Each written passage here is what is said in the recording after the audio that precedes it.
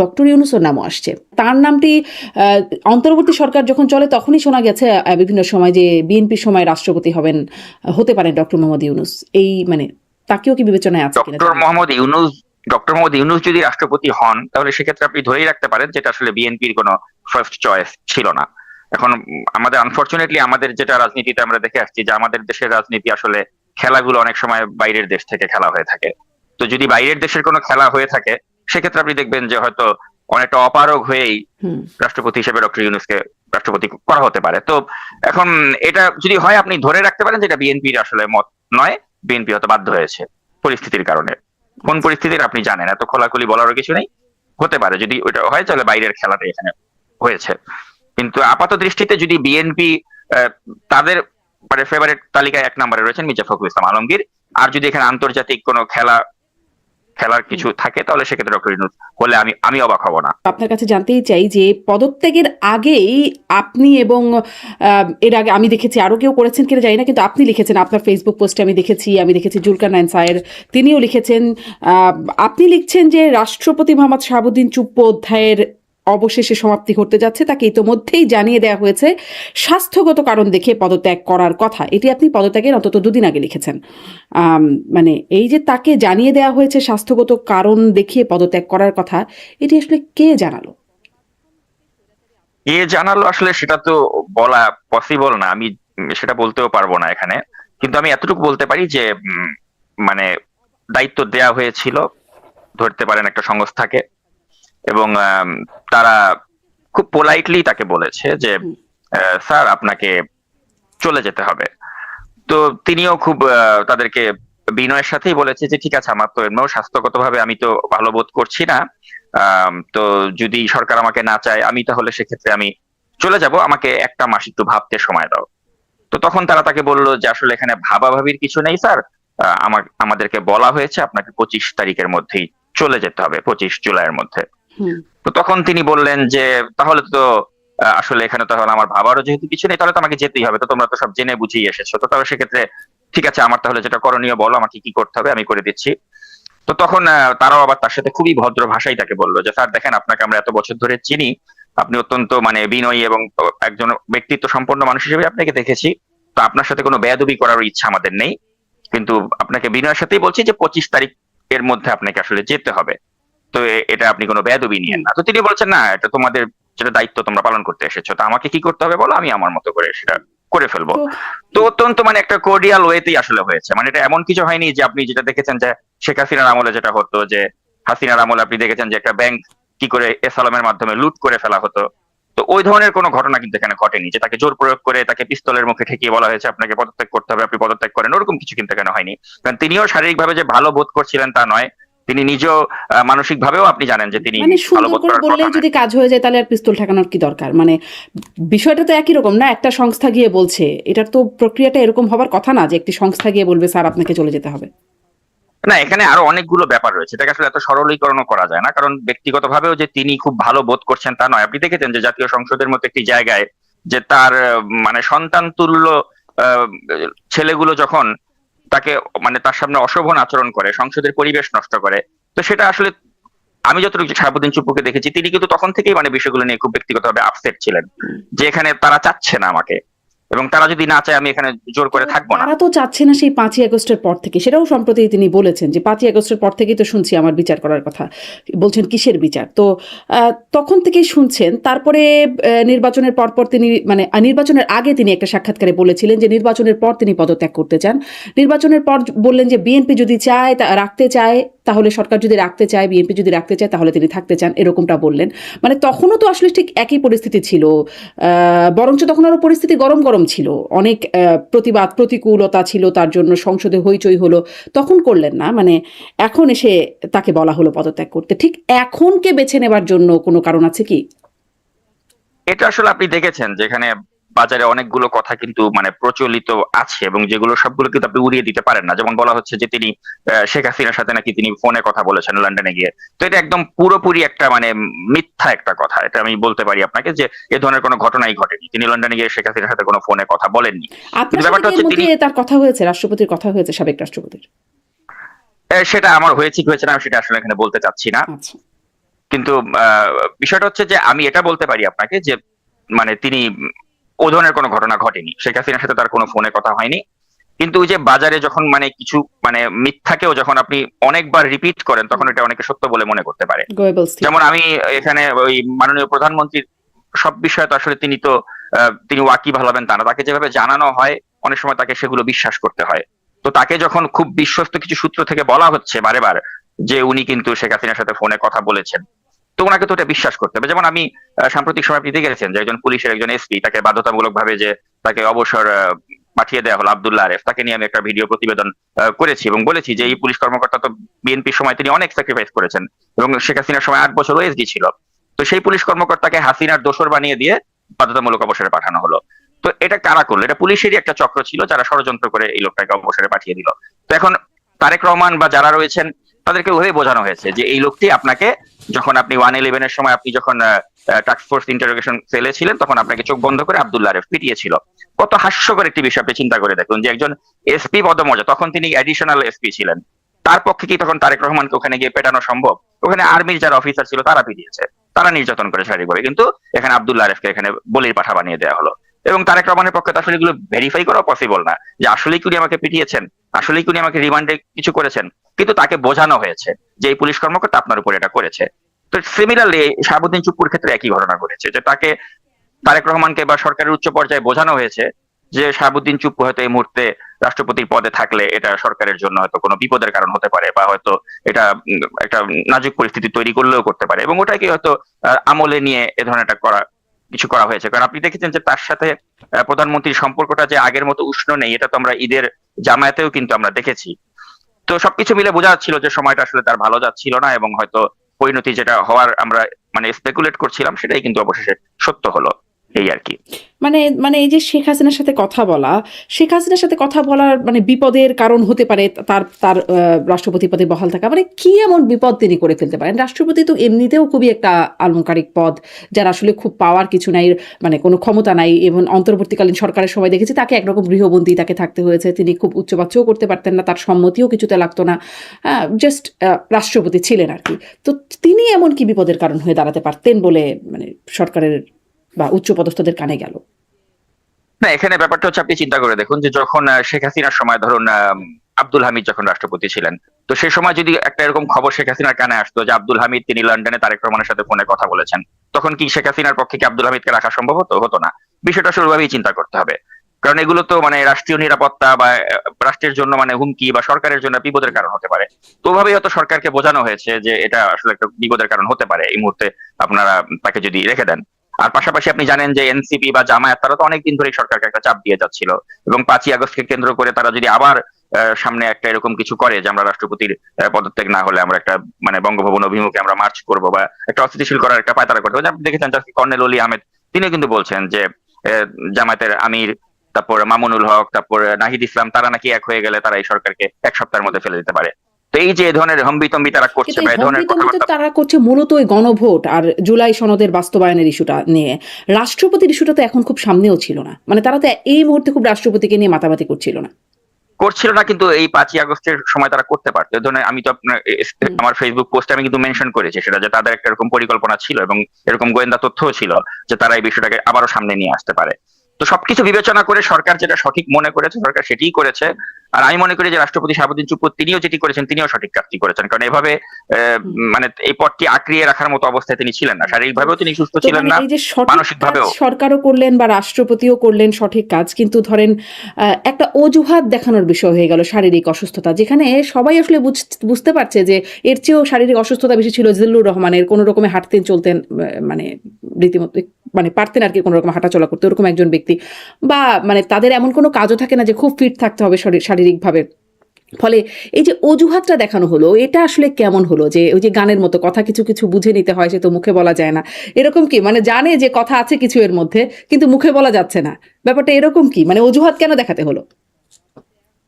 এখন এটা আমি মনে করি যে রাষ্ট্রপতি শাহাবুদ্দিন চুপ্পু মানে সদ্য পদত্যাগ করা রাষ্ট্রপতি শাহাবুদ্দিন চুপ্পুর ক্ষেত্রে আমি মনে করি যেটা তার একটা দুর্ভাগ্য যে তিনি শেখ হাসিনাকেও যখন তিনি সার্ভ করেছিলেন তিনি খুব নিষ্ঠার সাথে করেছিলেন, তিনি বলেছিলেন যে তাকে আমি কদমবুসি করতে চাই, এবং এ ধরনের কথা বলে তিনি নিজেকে রাষ্ট্রপতি পদের মর্যাদা তিনি নষ্ট করেছিলেন। পরবর্তী সময়ে তিনি দেখেছেন যে যখন অভ্যুত্থান হলো তিনি কিন্তু ইচ্ছা করলে পারতেন স্পিকারের মতো পালিয়ে যেতে। তিনি স্পিকারের মতো পালিয়ে যাননি, তিনি সাহসিকতার সাথে পরিস্থিতি মোকাবেলা করেছেন এবং তিনি যখন ডক্টর ইউনূস ক্ষমতায় আসলো 133টা যে অধ্যাদেশ, সেটা কিন্তু তিনি এই অধ্যাদেশগুলোতে তিনি সই করেছেন এবং তখনকার প্রয়োজনে যেটা প্রয়োজনীয় ছিল তিনি সে কাজটা কিন্তু সুচারুভাবে করেছেন। পরবর্তীতে ইউনূসের সরকারের শপথই বলেন বা তারেক রহমানের সরকারের শপথই বলেন, এগুলো তো তিনি করেছেন। তো এই যে একটা আমাদের ইতিহাসের অংশ তিনি হয়ে গেলেন, যে তিনি 3টা সরকারের শপথ করালেন, কিন্তু করেও কিন্তু তিনি কারো প্রিয়ভাজন হতে পারলেন না। আপনি দেখেন যে এখন আওয়ামীপন্থী যে সাংবাদিকগুলো রয়েছে, নবনীতা বা যারা রয়েছে, তাদের কাছেও তিনি এখন গালমন্দের শিকার হচ্ছেন। আর যারা ওই উগ্রপন্থী অ্যাক্টিভিস্ট রয়েছে, তাদেরও তিনি গালমন্দের শিকার হচ্ছেন। অর্থাৎ তিনি কারো মন জয় করতে পারলেন না। হ্যাঁ, তো আসলে আমি মনে করি যে it's very unfortunate for him. কিন্তু আমরা যারা ব্যক্তিগতভাবে তার সাথে মিশেছি, আমরা কিন্তু দেখেছি যে লোকটা কিন্তু খুবই বন্ধু বৎসল, এবং আমার কাছে তাকে মনে হয়নি যে তিনি মানুষটা আসলে খারাপ। মানুষটা অত্যন্ত আন্তরিক, ভালো, সজ্জন একজন ব্যক্তি, কিন্তু কারো মন তিনি দিন শেষে জয় করতে পারলেন না। ধরেন আপনি বা আপনারা অনেকেই যাদের সরাসরি কথা বলবার সুযোগ হয়েছে বা মিশেছেন তাদের সাথে, তাদেরকে সজ্জন ব্যক্তি মনে হয়েছেন। আওয়ামী লীগের তো এরকম অনেকেই আছেন যারা আওয়ামী লীগের হয়তো কোনো একটা পদে ছিলেন বা এমপি ছিলেন, এরকম সবার বিরুদ্ধে গণহারে মামলা হয়েছে। তারাও অনেকে হয়তো সজ্জন ব্যক্তি আছেন, কিন্তু তারাও এরকম মামলার শিকার হয়ে আছেন। এই যে এনসিপি এখন তার বিচার চাইছে, এই বিষয়টাকে আপনি কিভাবে দাবি দেখছেন যে তার বিচারের দাবিটা, তিনি যদি বিচার না হয়, তার যদি বিচার না হয়, তাহলে ওই যে যাদের কথা বলছিলাম সজ্জন ব্যক্তি আরো তো আছেন যারাও আসলে শুধুমাত্র দলের নেতাকর্মীর হিসেবে দায়িত্ব পালন করেছেন, তাদের কেন বিচার হচ্ছে, আর তাদের বিচার হলে ইনার কেন হবে না? এখানে ওই যে পদটা, রাষ্ট্রপতির পদটা, তো আমরা জানি যে এই পদটাকে আমরা ওইভাবেই একটা গুরুত্বপূর্ণ পদ মনে করি, যে পদের এই ব্যক্তিটি যখন অবসরে চলে যান তখন তাকে বিচার যদি আপনি মুখোমুখি করতে চান, তাহলে এটা তো খুবই দৃষ্টিকটু লাগে। এবং আপনি যদি সেই বিষয়গুলো নাই, আছে কি, ধরেন সাবেক প্রধানমন্ত্রী থেকে স্পিকার সবাই তো আসলে বিচারের মুখোমুখি হচ্ছেন, দৃষ্টিকটু লাগার বিষয়টা তো এখন আর ঠিক ওই রকম ভাবে নাই গণঅভ্যুত্থানের পর। না, এবং দৃষ্টিকটু অবশ্যই আছে, এবং দৃষ্টিকটু লাগবে বলেই কিন্তু আব্দুল হামিদের মতো একটা লোকের বিচার হয়নি। কারণ আব্দুল হামিদের আপনি পাপের পাল্লাটা যদি পরিমাপ করেন রাষ্ট্রপতি শাহাবুদ্দিন চুপ্পুর সাথে, আমি বলবো আব্দুল হামিদের পাপের পাল্লাটা অনেক বেশি। কিন্তু আব্দুল হামিদকে তো কিছুই করা হলো না, বরঞ্চ তাকে বিদেশে চিকিৎসা করতে দেওয়া হলো, তিনি ফিরে আসলেন। আব্দুল হামিদ কি ধরনের অপরাধ করেছে এটা আপনি শুনলে অবাক হয়ে যাবেন। আমি অনেকগুলো অনুসন্ধানী প্রতিবেদনে কিন্তু আমি দেখিয়েছি যে তিনি তার ক্ষমতার অপব্যবহার করে মিঠামইন এলাকাতে তিনি তার ভাইকে কত বড় বড় পদে বসিয়েছিলেন, তিনি তার বোনকে উপজেলা চেয়ারম্যান বানিয়েছিলেন, তিনি তার ক্ষমতার অপপ্রয়োগ করে তিনি তার ভাইগনাকে সে ওই এলাকায় সে ইউপি চেয়ারম্যান বানালো। তো এখনো তো তাই, এখনো বিএনপি ধরেন প্রশাসক থেকে শুরু করে সর্ব জায়গায় তো আসলে তারই পছন্দের লোকজন, বা ধরেন এমনকি যেটি হাসনাত আব্দুল্লাহ বললেন বাপের দোয়া ক্রিকেট বোর্ড, সেখানেও সব আসলে মন্ত্রীদের, সিনিয়র মন্ত্রীদের ছেলে বা স্ত্রীও আছেন একজন, তারা নিয়োগ পেলেন। তো এরকমই তো আসলে দলীয় লোকজন বা আত্মীয় স্বজনরাই তো আসলে নিয়োগ পাচ্ছেন। পার্থক্য কি হচ্ছে? এখন বিএনপি চাইলেও তো আসলে আওয়ামী লীগের কাউকে নিয়োগ দিতে পারবে না, কারণ আওয়ামী লীগ নামে কোনো দলের নেতাকর্মীদের খুঁজেও পাবেন না। যারা বিএনপিও না, আওয়ামী লীগও না, ছেলে মেয়ের বাইরে আছে তো মানুষ, আছে না যোগ্য। আপনি নিরপেক্ষ কাকে পাবেন? আসলে নিরপেক্ষ বলতে কেউ নাই, সবাইই দেখবেন খুঁজলে কিছু না কিছু দলীয় পরিচয় থাকবে। এখন আপনি যদি বলেন যে বিএনপি ক্ষমতায় বসে জামাতের লোকদেরকে বসাবে, ওটাও তো আসলে আমাদের দেশের পরিস্থিতি ওরকম না যে তারা এখানে জামাতের লোকজন একে একে বসে বিসিবিতে বসিয়ে দেবে। তো ওইটাও বিবেচনা করতে হবে আসলে। এখন আমাদের দেশটার সিস্টেমটাই এরকম। আব্দুল হামিদের দোষের জন্য যে আব্দুল হামিদ রাষ্ট্রপতির পদে বসে তিনি মিঠামইন বা ওই কিশোরগঞ্জ এলাকাতে কি করেছেন ওই সময়, এটা যারা ওই মিঠামইনের জনগণ, আপনি তাদেরকে জিজ্ঞেস করলেই জানতে পারবেন যে তিনি কিভাবে ক্ষমতার অপব্যবহার ওই সময় করেছিল। আমি অনেকগুলো অনুসন্ধানী প্রতিবেদন, এগুলো আমি একদম প্রমাণ সহ আমি দেখিয়ে দিয়েছিলাম। তো আমাকে যদি বলা হয় যে কম্পেয়ার করতে যে রাষ্ট্রপতি হিসেবে আব্দুল হামিদ বা শাহাবুদ্দিন চুপ্পু আপনি কার বিচার আগে করতে চান, আমি বলবো অবশ্যই আব্দুল হামিদের করা উচিত আগে, কারণ আব্দুল হামিদ অনেক বেশি পাপ করেছে। সেই হিসাবে আপনি শাহাবুদ্দিন চুপ্পুকে যদি ওভাবে কম্পেয়ার করেন, আমি বলবো তার ওরকম কিছু আপনি খুঁজে বের করতে পারবেন না। আসলে তো পাল্লা ধরে করা হয় না, অপরাধ দেখে যে তার অপরাধ আছে কিনা বা ওনার অপরাধ আছে কিনা, কে কার চেয়ে বেশি অপরাধী সেই দেখে তো আর বিচার হয় না। কিন্তু কিন্তু আমি যেটা মনে করি যে 2018-র যে একটা নির্বাচন আপনি দেখেছেন, নির্বাচনের নামে যে তামাশা হয়েছে, রাতের ভোটের নির্বাচন, বা 2024-এর যে ডামি ভোটের নির্বাচন, ও ধরনের কলঙ্কিত নির্বাচন বা এগুলো নিয়ে আপনি আব্দুল হামিদের মতো ব্যক্তিকে কখনো দেখেছেন যে সে কোনো ধরনের প্রতিবাদ মুখর হয়েছে বা কিছু করেছে? কিছু করেনি। কিন্তু সেই হিসেবে আমি শাহাবুদ্দিন চুপ্পুকে আমি একটা জায়গায় আমি তাকে প্রশংসা করব, যে তিনি কিন্তু এই যে ছাত্র জনতার অভ্যুত্থানের পরে তিনি কিন্তু ছাত্রদের পাশেই দাঁড়িয়েছেন। 133টা অধ্যাদেশে তিনি উপায় তো ছিল, তিনি তো স্পিকারের মতো পালাতে পারতেন। তিনি তো এখনো বলছেন যে আমাকে যদি বিচারের মুখোমুখি করে আমি দেশের বাইরে যাব না। যেমন দেখেছেন যে সাম্প্রতিক সময় কিন্তু বলা হচ্ছে যে রাষ্ট্রপতির ছেলে নাকি আমেরিকায় চলে আসছেন। পালাবেন, এ ধরনের কথা কিন্তু আজকে সোশ্যাল মিডিয়াতে দেখলাম। কিন্তু এটা একদম পুরা মানে ভুয়া একটা খবর। রাষ্ট্রপতির ছেলে বাংলাদেশেই আছেন, বাংলাদেশেই থাকবেন, বলেছেন যে আমরা যদি কোনো অপরাধ করে থাকি বাংলাদেশে বিচার হোক, কিন্তু আমরা দেশ ছেড়ে কোথাও যাব না। তো ওই সৎসাহসটা তো তাদের আছে। হুম। আম, মানে ওই যে মানে আব্দুল হামিদের কথা বলছিলেন, জনাব আব্দুল হামিদ যখন বাইরে গেলেন একবার চিকিৎসার জন্য, সম্ভবত ব্যাংককে গিয়েছিলেন তিনি, তখন তখন ধরে নেওয়া হলো তিনি পালিয়ে গেছেন, সেই নিয়ে অনেক আলোচনা হলো। তারপরে তো ওই একটা বিষয়কে কেন্দ্র করে আওয়ামী লীগের নিষেধাজ্ঞা চলে আসলো, এবং তারপর তিনি আবার ঠিকঠাক মতো ফিরেও এলেন। বলা হলো যে এখানে একজন তার শ্যালক, সম্ভবত জামায়াতের একজন বেশ পদস্থ নেতা আছেন বলেই তার এই বিষয়টা কি আপনি এরকম কিছু আসলে কি জানেন, এরকম কি কিছু আছে? হ্যাঁ, জামায়াতের একজন নেতা, তারা ওই এসবি পুলিশের সাথে তার ওই সময় একটা ভালো সখ্যতা ছিল, এবং তারা এসবি পুলিশকে বলেছিল যে তাকে যেন যেতে দেওয়া হয়, আবার আসতে দেওয়া হয়, এবং সরকারের উপর মহল থেকেও তখন আসলে থেকে নিয়ে তেমন কিছু করা হয়নি। আমি মনে করি এটা ভালো কাজই হয়েছে, কারণ এই যে অন্তত রাষ্ট্রপতির পদটার প্রতি সম্মান দেখি হলো এই মানুষগুলোকে, এবং তারা তাদের বয়সের শেষ প্রান্তে চলে এসেছে। আব্দুল হামিদ এখন তার যে শারীরিক অবস্থা, এই অবস্থায় আমার মনে হয় না যে তার মতো ব্যক্তিকে এখন এই মুহূর্তে বিচারের মুখোমুখি করার মতো প্রয়োজনীয়তা আছে। অন্তত এই পদটির প্রতি সম্মান দেখি হলো আমি মনে করি যে এই ক্ষেত্রে সরকার যে কাজটি করেছে আমি এটাকে সমর্থন করি ব্যক্তিগতভাবে, যে আব্দুল হামিদের ক্ষেত্রে বা শাহাবুদ্দিন চুপুর ক্ষেত্রে যদি সরকার মানে এই পদটার প্রতি সম্মান দেখিয়ে হলেও যেন তাদের বিরুদ্ধে আসলে কোনো ওই ধরনের অ্যাকশনে না যায়, আমি ব্যক্তিগতভাবে এটা সমর্থন করি। যদি আমি জানি আমার এই মতের বিরুদ্ধে অনেকে বলতে পারেন, এটা আপনাদের ব্যাপার, কিন্তু আমি মনে করি যে অন্তত এই পদে যারা ছিলেন তাদেরকে একটা মানে ছাড় দেয়া যেতেই পারে। মানে জামাত বিএনপির যে বিরোধিতা দেখা যাচ্ছে, এটা কি আসলে দেখানোর জন্য দেখানো হচ্ছে নাকি আসলে সত্যিকারের আছে? কারণ ধরেন আবার অন্তর্বর্তী সরকারের কথাও এর মধ্য থেকে জিজ্ঞাসা করি, যেমন জামাত, শুনলাম তখন শোনা যেত যে অন্তর্বর্তী সরকারের একটা বড় সমর্থক হচ্ছে জামাত, বা জামাতের লোকজনই আছে অন্তর্বর্তী সরকারের মধ্যে। কিন্তু সেই জামাত অভিযোগ করলো যে অন্তর্বর্তী সরকার এই ইলেকশন ইঞ্জিনিয়ারিং এর সাথে দায়ী, কিন্তু মানে কোন রকম অভিযোগ সত্যিকার অর্থে যেটার ব্যবস্থা সেরকম কিছু জামাতও করলো না।